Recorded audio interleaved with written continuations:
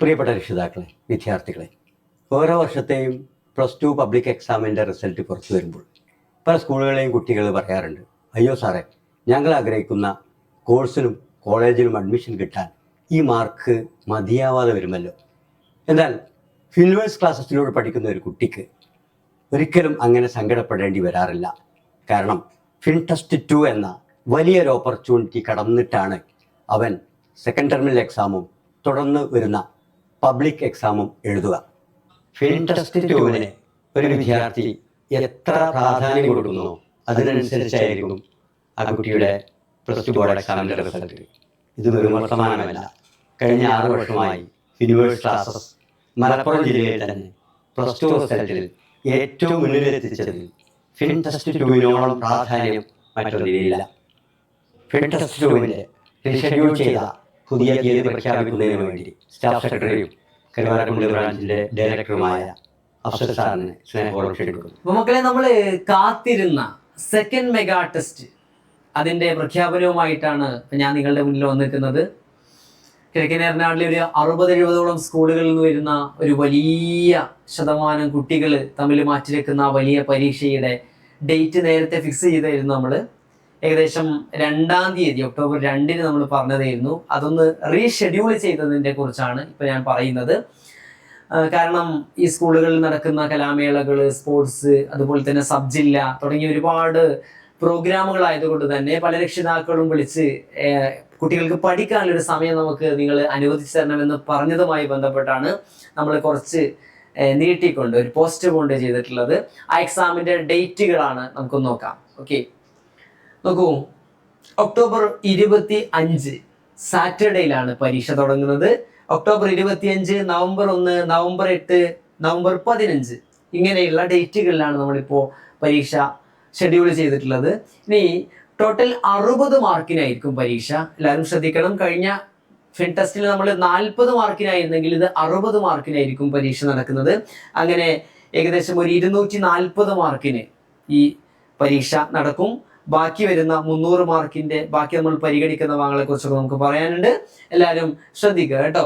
ഇതിൽ നമുക്ക് നോക്കാനുള്ളത് October 25-ന് Saturday നടക്കുന്ന മാത്സിന്റെ പരീക്ഷയിൽ 2 ചാപ്റ്ററുകൾ, determinants and continuity and differentiability, കഴിഞ്ഞ ഫിൻടെസ്റ്റിൽ കൂടി നമ്മൾ പരിഗണിച്ചതായതുകൊണ്ട് തന്നെ 30% വെയിറ്റേജ് ആണ് നമ്മൾ അതിന് കൊടുക്കുന്നത്. ബാക്കി വരുന്ന 70% വെയിറ്റേജ് വരുന്നത് application of derivatives, integration, vector algebra and linear programming, ഈ 4 ചാപ്റ്ററുകൾക്കാണ്. അപ്പോൾ ഏറ്റവും കൂടുതൽ നിങ്ങൾ ഫോക്കസ് ചെയ്ത് പഠിക്കേണ്ട ചാപ്റ്ററുകൾ ഈ 4 ചാപ്റ്ററുകളായിരിക്കും. നെക്സ്റ്റ് നമുക്ക് നോക്കാം. ബയോളജിയിൽ ജെനറ്റിക്സ് 1 ആൻഡ് ബയോടെക്നോളജി 1 കഴിഞ്ഞ ഫിൻടെസ്റ്റിൽ ഉള്ളത് കൊണ്ട് തന്നെ നമ്മൾ 30% ആണ് അതിന്റെ വെയിറ്റേജ് നൽകുന്നത്. ബാക്കി നോക്കൂ, genetics 2, human health and biotechnology 2, organism and population, സുവോളജിയുടെയും ഈ വരുന്ന 4 ചാപ്റ്ററുകൾക്കാണ് 70%ഓളം വെയിറ്റേജ് നമ്മൾ നൽകുന്നത്. അടുത്ത നോക്കൂ നിങ്ങൾ, നവംബർ 8-ന് സാറ്റർഡേ വരുന്നത് ഫിസിക്സ് ആണ്. ഏറ്റവും ഇമ്പോർട്ടൻ്റ് ആയിട്ടുള്ള എക്സാമുകൾ അല്ലെങ്കിൽ സബ്ജക്റ്റുകളിൽ ഒന്നാണല്ലോ ഫിസിക്സ്. നമുക്ക് നോക്കാം. Magnetism and matter, electromagnetic induction 30% weightage ഉള്ളൂ. എന്നാൽ alternative current, electromagnetic wave, ray optics, dual nature. അപ്പൊ എല്ലാവരും ശ്രദ്ധിക്കേണ്ടത്, നിങ്ങൾക്ക് മുന്നേ തന്ന നമ്മുടെ ടൈം ടേബിൾ ഷെഡ്യൂളിൽ ഈ ഡ്യുവൽ നേച്ചർ എന്നുള്ളതല്ലായിരുന്നു. ഡ്യുവൽ നേച്ചറിന് പകരം ഏതായിരുന്നു? എല്ലാവർക്കും അറിയാം, വേവ് ഒപ്റ്റിക്സ് ആയിരുന്നു. ആ വേവ് ഒപ്റ്റിക്സ് മാറ്റിയിട്ട് ഡ്യുവൽ നേച്ചർ ആണ് നമ്മൾ ഇതിൽ കൊടുക്കുന്നത്. അപ്പൊ ചെറിയൊരു മാറ്റം ഇതിൽ മാത്രമേ ഉള്ളൂ. ബാക്കി ചാപ്റ്ററുകളൊന്നും മാറ്റിയിട്ടില്ല.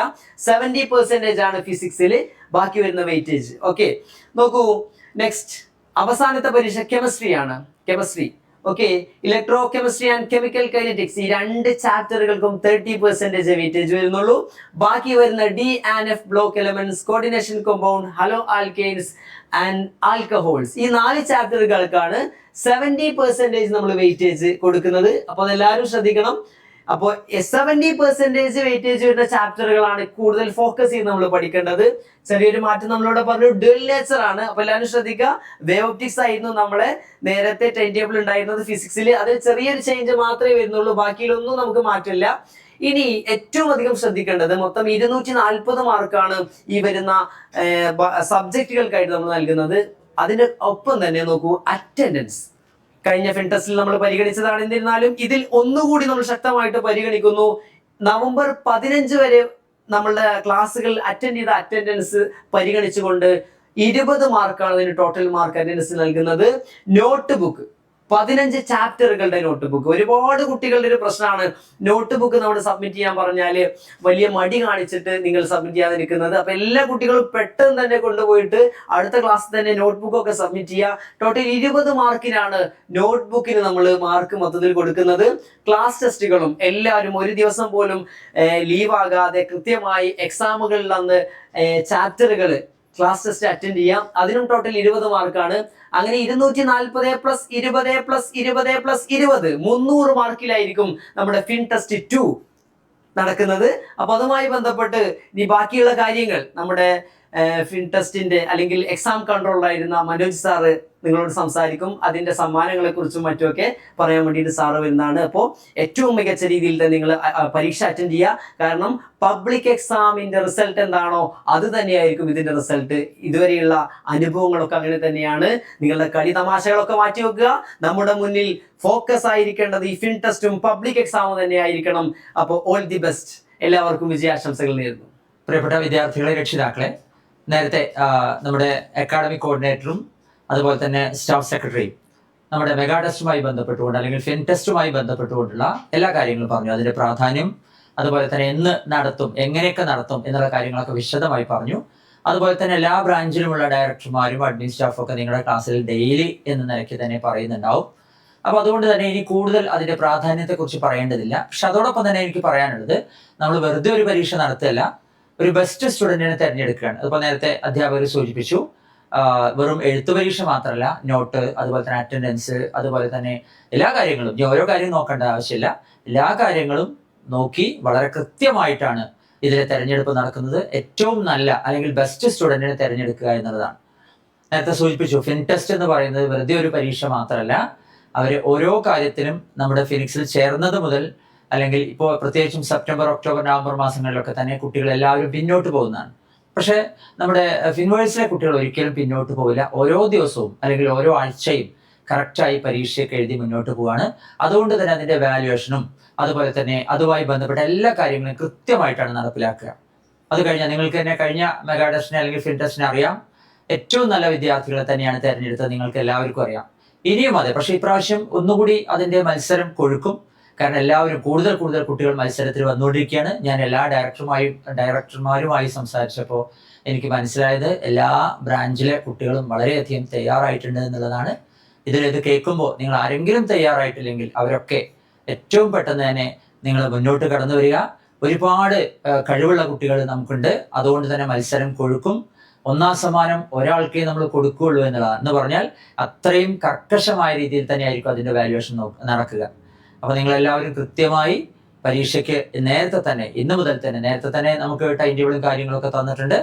ചെറിയ മാറ്റങ്ങളോടുകൂടി ഏറ്റവും പുതിയ ടൈം ടേബിൾ ഇപ്പോൾ ഇറങ്ങിയിട്ടുണ്ട്.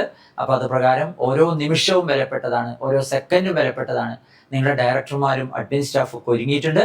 ഇനി നിങ്ങൾ ആരെങ്കിലും ഒരുങ്ങാത്തവരുണ്ടെങ്കിൽ നിങ്ങളെല്ലാ വിദ്യാർത്ഥികളും അതുപോലെ തന്നെ രക്ഷിതാക്കളും ഇതിൻ്റെ പ്രാധാന്യം ഉൾക്കൊണ്ടുകൊണ്ട് മുന്നോട്ട് പോവുക. 1ാം സമ്മാനം നിങ്ങൾക്ക് എല്ലാവർക്കും അറിയുന്ന പോലെ തന്നെ 5000 രൂപയാണ്. അതുപോലെ 2ാം സമ്മാനം 4000 രൂപയാണ്. 3ാം സമ്മാനം 3000 രൂപയാണ്.